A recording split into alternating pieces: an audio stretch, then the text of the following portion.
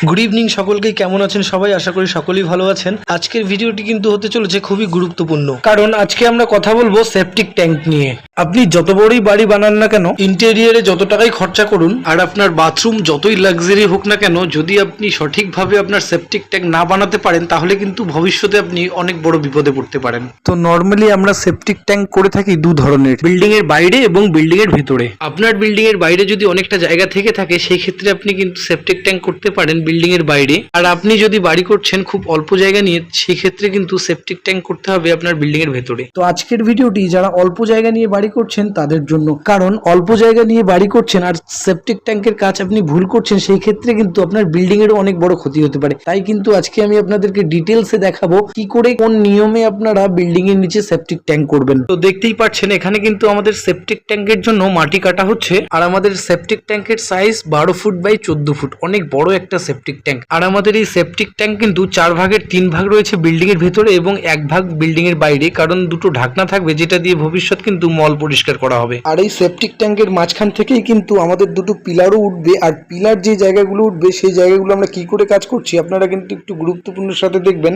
কারণ সেপটিক ট্যাঙ্কের ভেতর থেকে যদি আপনি পিলার সঠিকভাবে তুলতে না পারেন, সেই ক্ষেত্রে কিন্তু বিল্ডিং ভবিষ্যতে ক্র্যাক হতে পারে। আর আমার এই চ্যানেলটিতে আমি কিন্তু প্রতিনিয়ত কাজ সম্বন্ধিত ভিডিও আপলোড করতে থাকি, যে ভিডিওগুলো আপনারা নিয়মিত দেখতে পারলে আপনিও করতে পারবেন সঠিক নিয়মে বাড়ি। তাই অবশ্যই কিন্তু চ্যানেলটিকে সাবস্ক্রাইব করতে হবে, কারণ সবকিছু বারবার, বাড়িঘর একবার। আর আমাদের কাজ যদি আপনার পছন্দ হয় তাহলে অবশ্যই কিন্তু ভিডিওটিকে একটি লাইক করে দেবেন। তো দেখতেই পাচ্ছেন এখানে আমাদের ট্যাঙ্কের মাটি কাটা কমপ্লিট হয়ে গেছে। কিছুক্ষণ আগেই আপনাদের সাথে যেটা আলোচনা করলাম, আমাদের কিন্তু সেপটিক ট্যাঙ্কের মাঝখান থেকে দুটো পিলার উঠবে। আর এই পিলারগুলো কিন্তু কোনোভাবেই সেপটিক ট্যাঙ্কের জালের উপরে বসানো যাবে না। আর এই পিলারের জন্য কিন্তু আমাদের প্রপার নেট করে নিতে হবে। আর সেটা কি করে আপনারা কাজ করবেন আমি ভিডিওর আগে আপনাদেরকে ডিটেলসে বোঝানোর চেষ্টা করছি। এখানে যদি আমরা ট্যাঙ্কের জন্য মাটি কাটি 7 ফিট পর্যন্ত, সেই ক্ষেত্রে কিন্তু আমাদের পিলারের জন্য জালির সাইজ হিসেবে আমাদের কিন্তু সেখান থেকেও 1.5 ফিট নিচে পর্যন্ত মাটিটাকে কেটে নিতে হবে। এরপর দেখতে পাচ্ছেন আমাদের এই মাথায় একটা পিলার বসানো রয়েছে। আর আমাদের সেপটিক ট্যাঙ্কের মাঝখানে যে পিলার দুটো বসানো হবে সেটাও কিন্তু ঠিক একই লাইনে,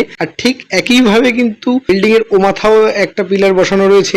এই দুটো পিলারের মধ্যে কিন্তু আমরা লাইন দড়ি টানিয়ে নিয়েছি, দেখতে পাচ্ছেন হয়তো। এরপর কিন্তু পিলারের গর্তগুলোতে আমরা সঠিকভাবে প্লাস্টিক বিছিয়ে নিব, মোটা করে প্লাস্টিক বিছিয়ে নিব। আমরা কিন্তু কোনো রকমের কোনো সলিং ব্যবহার করব না। সলিং হিসেবে কিন্তু আমরা মোটা করে একটা লেয়ার বালি দিয়ে নিতে পারি। এরপর কিন্তু আমরা পিলার বসিয়ে নিতে পারি। তো দেখতেই পাচ্ছেন এখানে কিন্তু আমরা পিলার বসিয়ে নিয়েছি। তো জালিটা আগে আমাদের সঠিকভাবে বসিয়ে নিয়ে তার উপর কিন্তু যেভাবে আমাদের পিলার বসানোর প্রসেস, আমরা কিন্তু সেভাবেই পিলারটাকে সঠিক নিয়মে বসিয়ে দিয়েছি। এখানে কিন্তু আমরা মোটামুটি মাটি থেকে 6 ইঞ্চি করে জালিটাকে তুলে রেখেছি, কারণ জালির নিচেও কিন্তু 6 ইঞ্চির উপরে একটা ঢালাই হওয়ার দরকার আছে, কারণ পিসিসি ঢালাই এবং আরসিসি ঢালাই আমরা কিন্তু একসাথেই করতে চলেছি।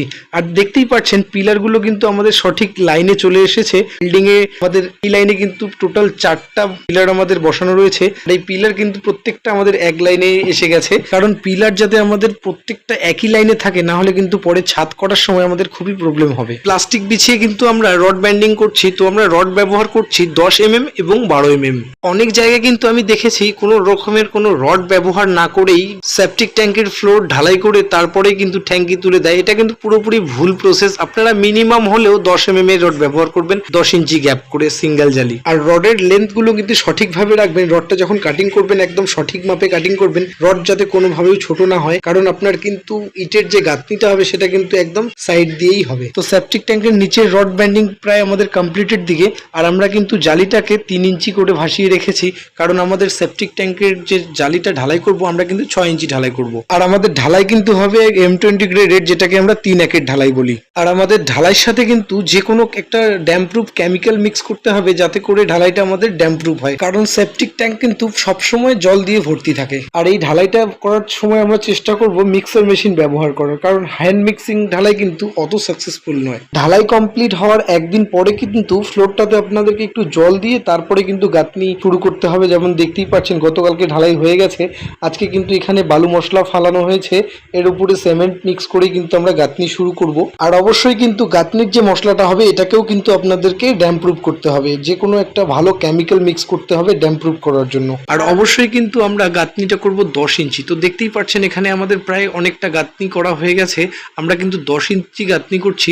আর দেখতেই পাচ্ছেন পিলার দুটো আমরা যেভাবে কভার করে নিয়েছি, পিলার দুটো কিন্তু এভাবে কভার করতে হবে। অনেক জায়গায় দেখেছি পিলার দুটোকে কিন্তু গাঁথনির মাঝখানে নিয়ে দুদিকে বোর্ড লাগিয়ে ঢালাই করে দেওয়া হয়, সেটা কিন্তু পুরো ভুল প্রসেস। কারণ পিলার কিন্তু সফট ট্যাঙ্কের মাঝখান থেকে কোনোভাবেও তোলা যায় না।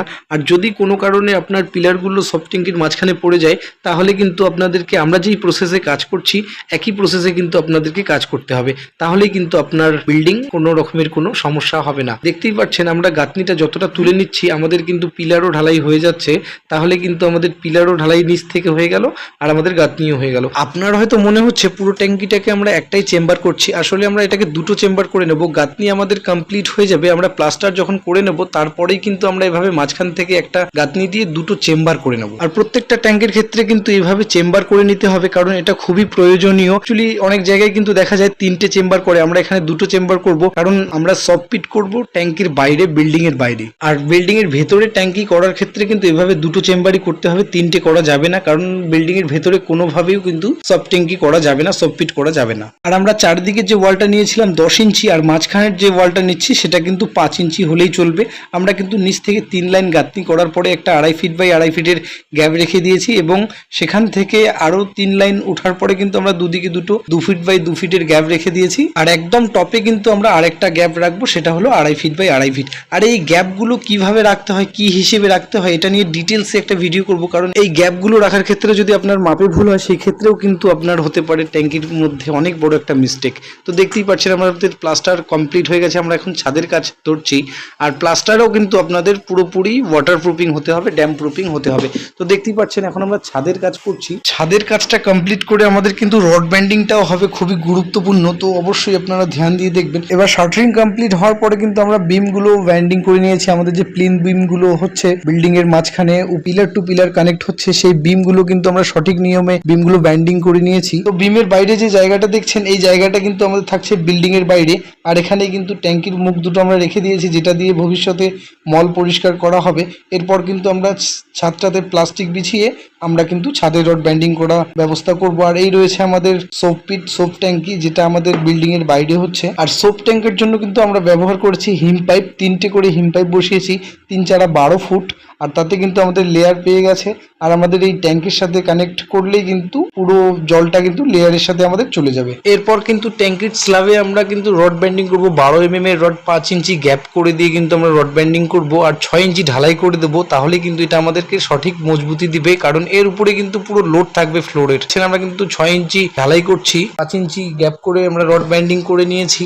আর এটাকে আমরা 6 ইঞ্চি ঢালাই করে দিচ্ছি, কারণ এর উপরেই কিন্তু আমাদের পুরো ফ্লোর থাকবে, আর ওয়ালও হতে পারে 2-1টা। আর আমাদের প্লেন বিম কিন্তু উপরে হচ্ছে, স্ল্যাব কিন্তু নিচে হচ্ছে। আর এই ফ্লোর লেভেল থেকে কিন্তু স্ল্যাব থাকবে আমাদের মোটামুটি 1 ফিট নিচে, তাহলে কিন্তু উপর থেকে দেখা যাবে না ট্যাঙ্কির ছাদ। আসুন দেখে নিই ফাইনাল রেজাল্ট। তো দেখতেই পাচ্ছেন এখানে আমাদের ট্যাঙ্কি কিন্তু ঠিক এই জায়গাটার নিচে আছে, আর ট্যাঙ্কির স্ল্যাবটা আমরা 1 ফিট নিচে ঢালাই করার কারণে কিন্তু উপর থেকে একদমই বোঝা যাচ্ছে না যে বিল্ডিং এর ভিতরে রয়েছে একটা সাকসেসফুল অনেক বড় একটা সেপটিক ট্যাঙ্ক। তো ভিডিওটি ভালো লাগলে অবশ্যই কিন্তু ভিডিওটিকে একটি লাইক করে দেবেন, আর কোনো রকমের কোনো কনফিউশন থাকলে অবশ্যই কিন্তু একটি কমেন্ট করবেন, আর চ্যানেলটিতে নতুন হয়ে থাকলে অবশ্যই কিন্তু চ্যানেলটিকে সাবস্ক্রাইব করে রাখবেন।